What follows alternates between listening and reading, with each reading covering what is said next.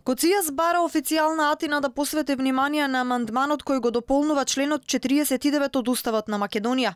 Екс-министерот за надворешни работи на Грција и потписник на Преспанскиот договор смета дека дискутабилно е тоа што во дополнувањето на членот 49 стои терминот македонски народ.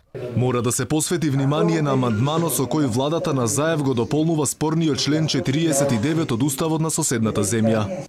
Со овој амандман во иднина ќе се декларира грижата за културните, економските и социјалните права на припадниците на македонскиот народ и сите наши граѓани во странство, па токму спомнувањето на македонски народ за Косијас е дискутабилно прашање кое може да се коси со Преспанскиот договор. За овие ставови на екс-шефот на грчката дипломатија ТВ Алфа го контактираше прес-центарот на владата од каде што добивме одговор.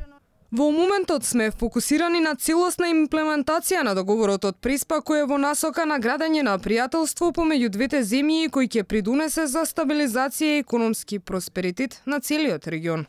Во меѓувреме Коција синоќа во своето двочасовно излагање во Комотини, Грција, кажа дека овој договор е историски затоа што за прв пат Скопје признава дека нема поврзаност со Александар Велики и со античките грци.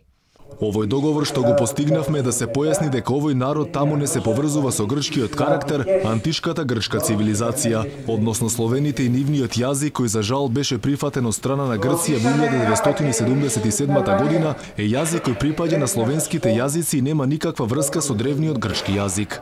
Коција синоќа кажа и дека за време на неговиот мандат ги решиле проблемите. Владата ја направила Грција голем играч во регионот и силен и почитувач играч во Европа. Тој не бил убеден од аргументите на премиерот.